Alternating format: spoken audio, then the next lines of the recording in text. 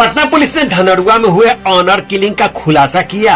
City SP पूर्वी परिचय कुमार ने बताया कि लड़की के चाचा सुनील कुमार ने महाकाल गैंग के साथ मिलकर बॉयफ्रेंड गर्लफ्रेंड की हत्या की साजिश रची। दोनों ने रामकृष्ण नगर में किराए पर कमरा लेकर शादी की थी। 11 सितंबर को गैंग के करीब 15 लोग कार और बाइक से पहुंचे, अपहरण कर कार में गला घोंटकर हत्या की और शव रेलवे ट्रैक पर फेंक दिए। शव 6 टुकड़े में मिले। पुलिस ने गैंग सदस्य राहुल कुमार, दीनबंधु कुमार और मकान मालकिन राखी देवी को गिरफ्तार किया, जबकि मकान मालिक धर्मराज फरार है। एफआईआर में 12 नामजद आरोपी है। मकान मालिक दंपति पर सबूत मिटाने का आरोप है। लड़की की दादी लीला कुमारी ने पहले ही अपहरण की शिकायत दर्ज कराई थी। जी, आपको पता होगा कि 12 सितंबर की सुबह करीब 7 बजे एक युवक और एक युवती का लाश मिला था केवड़ा थाना अंतर्गत चंदननगर रेलवे ट्रैक के पास, जो ट्रेन से कटा हुआ था और उसके कई टुकड़े हो चुके थे। प्रथम दृष्टि ऐसा प्रतीत कराया गया कि यह सुसाइड या एक्सीडेंट हो सकता है, परंतु पुलिस ने इन थियोरीज पे यकीन न करते हुए सबसे पहले तो उसका इंक्वेस्ट किया गया। तो इंक्वेस्ट में देखा गया कि उस बॉडी पे कुछ मारपीट के निशान भी है। हालांकि जो उनकी बॉडीज थे वो कई टुकड़ों में बढ़ चुके थे ट्रेन से टक्कर के बाद भी, परंतु ये स्पष्ट था कि उनके गले के आसपास गला दबाने वगैरह के निशान है। तो इस पे विधिवत अनुसंधान ये शुरू किया गया। सबसे पहले तो उन दोनों का पहचान किया गया। तो उनका ये पहचान निकल के आया कि ये दोनों ही धनरुआ के रहने वाले हैं और जो युवती थी उसके अपहरण के संबंध में ऑलरेडी एक वहां पे कांड दर्ज था, धनरुआ थाना कांड संख्या 541-25, जो 7 सितंबर को दर्ज किया गया था और पुलिस उस कांड पे भी अनुसंधान कर रही थी।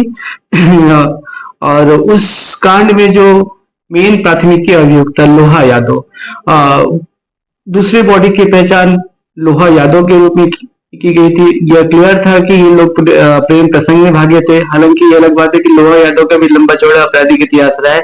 वो कई सारे लूट वगैरह के मामले में पहले भी जेल गया हुआ है। मामले की गंभीरता को देखते हुए इसके लिए एक स्पेशल टीम बनाई गई, जिसको संयुक्त रूप से एसएचओ केवड़ा, एसएचओ धनरुआ और एडिशनल एसएचओ धनरुआ भी इस पे काम कर रहे थे। मैंने भी लगातार उनकी जो इन्वेस्टिगेशन कर रहे थे उस पे लगातार हमारी भी निगाह बनी हुई थी। तो मामले का और अनुसंधान किया गया तो ये पता चला कि ये दोनों ये युवक और युवती भागने के बाद रामकृष्ण नगर में एक मकान में रूम लेकर रह रहे थे और ये मकान मालिक की लापरवाही बोल लीजिए या फिर लालच बोल लीजिए कि रूम वगैरह देने के पहले इन्होंने ना ही उनका सत्यापन किया, ना ही कोई उनका डॉक्यूमेंट रखा और ना ही पुलिस को इन्फॉर्म किया। और यह भी स्पष्ट था कि जो युवती थी नाबालिग थी, उसके बावजूद भी मकान मालिक के द्वारा पुलिस को इन्फॉर्म नहीं किया गया।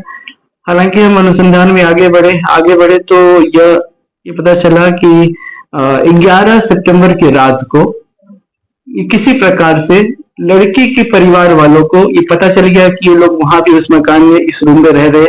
उन्होंने लड़की के ये परिवार वाले, जिनमें प्रमुख बोल सकते हैं लड़की के चाचा सुनील कुमार, इन्होंने एक गैंग के रूप में ऑपरेट करते हुए और साथ ही साथ एक और आपराधिक गैंग कभी कभार एक्टिव रहता है जिसको हम महाकाल गैंग के नाम से जानते हैं। तो महाकाल गैंग के मेंबर्स को भी इन्होंने हायर किया या उनका सपोर्ट लिया और ये बड़ी संख्या में 12-15 या उससे भी बड़ी संख्या में वो सब वहां पे उस रूम पे गए। पहले उन्होंने लड़के और लड़की की वहीं पे पिटाई करी और उसके बाद उन दोनों को खींचते हुए वहां से ले गए।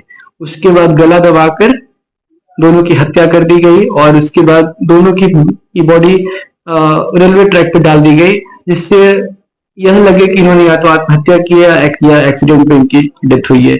हम लोगों ने रामकृष्ण नगर स्थित उस मकान का भी पता लगा लिया गया। वहां पे जाने पे हमें स्पष्ट रूप से रूम के अंदर और रूम के बाहर सीढ़ियों पे ब्लड स्पॉट्स दिखे। एफएसएल की टीम को बुलाया गया और ये स्पष्ट हुआ कि वो सब खून के छींटे भी है और ये उस पे ये पता चला कि वहां और भी ज्यादा ब्लड के छींटे थे। और एक तो इसके बावजूद भी जो मकान के स्वामी हैं और उनकी जो पत्नी है, दोनों के द्वारा पुलिस को इन्फॉर्म तक नहीं किया गया।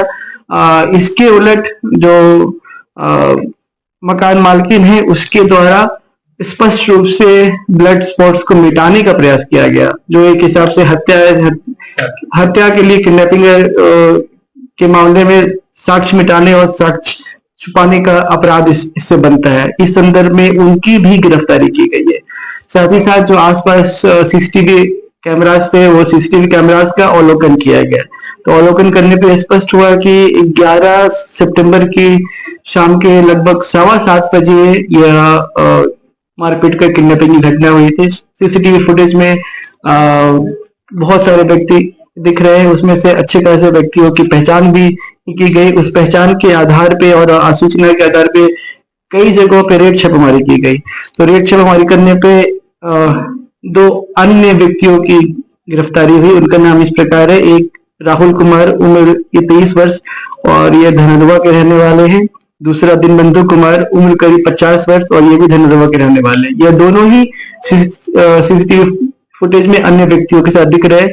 इन दोनों का ही आपराधिक इतिहास भी है। राहुल पे तो कई सारे मामले पहले से दर्ज है, उसमें से कुछ आर्म्स एक्ट के मामला भी है। धनदवा थाना कांड संख्या 385, 19, 417, 19, 131, 21, 675, 23 और 724, 24।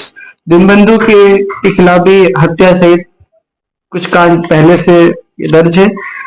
तो इस कांड में अभी तक 3 व्यक्तियों की गिरफ्तारी हो चुकी है। एक राहुल कुमार, दूसरा दिनबंधु कुमार और तीसरी महिला राखी देवी, उम्र करीब 35 वर्ष। पति का नाम धर्मराज कुमार और ये रामकृष्ण नगर के रहने वाले। इन्हीं के मकान में ये लड़के रह रहे थे, जिसकी सूचना पुलिस को नहीं दी गई थी और ये घटना होने के बाद भी पुलिस को इन्फॉर्म नहीं किया गया और साथ ही साथ साक्ष्य छिपाने का भी इनके द्वारा कृत किया गया। इनके पति को भी अभियुक्त बनाया गया है।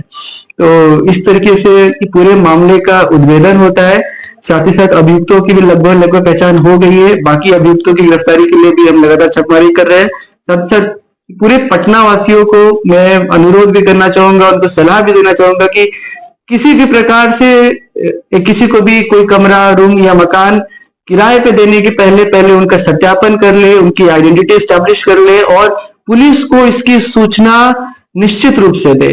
अगर वो ऐसा नहीं करते हैं और कोई भी अपराध होता है तो जिस तरीके से इस मामले में जो मकान मालकिन और मकान मालिक है वो अपराधी बने हैं, उनके साथ भी ऐसा कल को हो सकता है। और कोई भी आपराधिक घटना की सूचना मिलते ही आप ये तुरंत रूप से अपने नजदीकी पुलिस स्टेशन या 112 पे निश्चित रूप से कॉल करें। अगर इनके द्वारा समय रहते पुलिस को बता दिया जाता तो शायद ये जघन्य अपराध नहीं होता। इसमें क्लियर रूप से इनकी लापरवाही और इनकी जिस तरीके से साक्ष्य को मिटाने का प्रयास किया गया, इनकी सहभागिता भी इसमें जाहिर होती है।